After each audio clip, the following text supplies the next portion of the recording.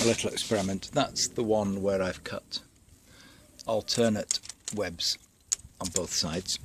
To save a little bit of work, the experiment here is just to cut alternate webs on the inside rail.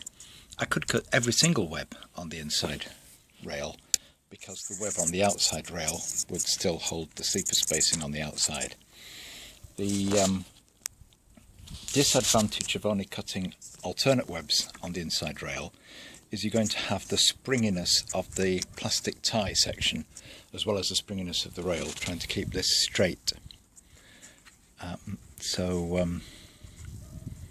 You've got a web, and a web, and that little section there is really going to try and keep the rails straight. And it might be that you can't save yourself any effort. You either cut alternate webs on each side or all of the webs along one side in order to allow it to bend. But let me try. Well, the result of the experiment is that for the sort of radiuses that I'm trying to bend, very large radiuses, just about see there,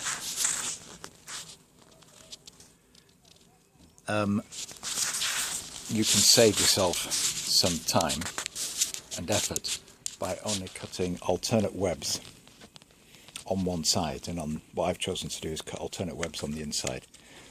So I've got two lengths of track there, one where it's cut both sides, one where it's cut one side, and they've both curved to the same amount. I wouldn't like to try this method to put in tighter bends than that. Let's see if this will fit on my track. Those curves seem to be close to that required.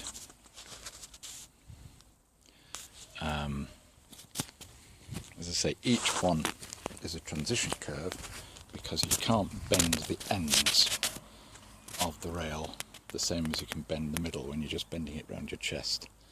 So what you've got is curve in the middle, straight section where the rail joiners are, and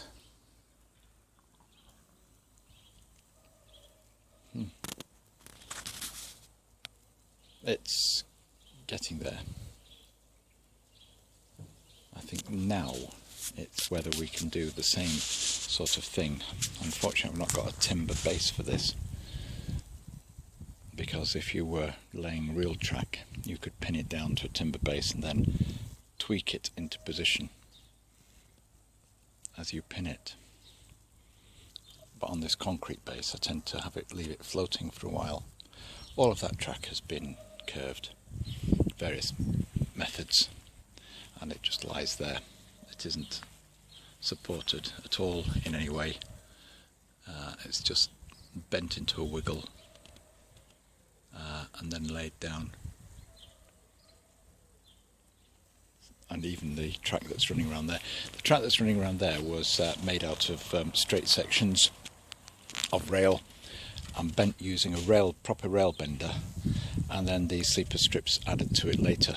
So you bend the rail first, try and get it approximately right, try and bend the inner rail to a slightly tighter radius than the outside rail.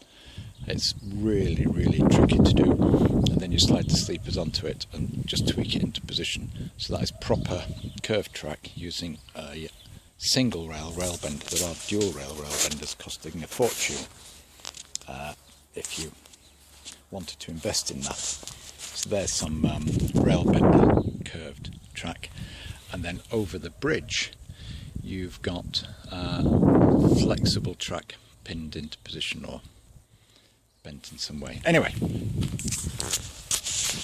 that is how I bend straight sections of track, and this particular example was Bachmann track.